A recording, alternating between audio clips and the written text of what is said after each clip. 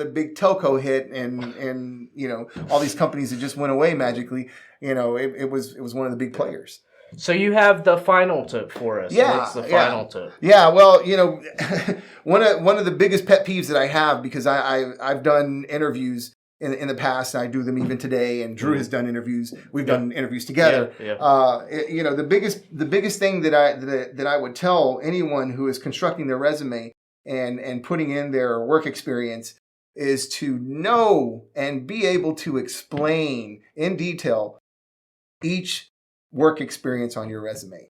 It's very, very, evident if you exaggerate what your work experience is and your duties that you have, at that particular position. If you can't explain it in detail, and if you can't whiteboard your last project that you worked on, you're going to be exposed. Right. And I ran into this exact same situation not too long ago. We interviewed someone. His resume looked outstanding. Right. Looked really good. Yeah, looked really good. And I just, I threw a softball, what I thought was a softball question out at him.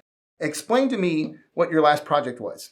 And get up on the whiteboard and show us your process flow of how your flow of that how that system is how that laid system out. what was the system layout? How did saving something flow down the line to the eventual saving of a database? And if you can't whiteboard a system that you developed or a system that you worked on, and that you said in your, so the key point is that's not a bad thing if you only worked on a small piece, but if your resume is saying that I did this whole system from scratch, you should probably be able to architect it and out. in this particular instance, this interviewee, had it on his resume that he had revamped this whole system and came up with a new architecture. So I asked him to simply explain it. Show us on the whiteboard what was the process flow, and he couldn't do it. So that you have to know, and you have to be able to explain in detail what your work experience is. I can't stress that enough, because interviews that go south really quickly are those type of interviews where you just don't know and you can't explain. And you probably wouldn't have looked bad if you didn't put it on your resume. You could have still succeeded, but we can only go off what's in front of us. Right. So we're going to ask you questions according to what you have on there. If you don't know something well enough, we're probably going to get you. Yeah. And we're going to, we're just going to have fun with it, because, or some people have fun with it if you start stumbling.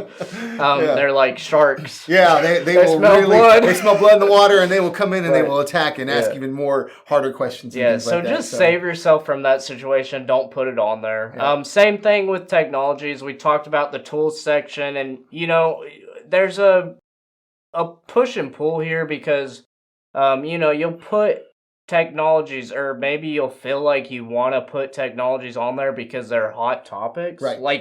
I saw React once, so I'm going to put React on it, but be prepared that in the resume, in the interview, we're going to ask, talk about especially if the job is for React, we're going to dig into that. And if you can't back it up, then it's better not to put. Don't lie on your resume, right? So, I would preface that.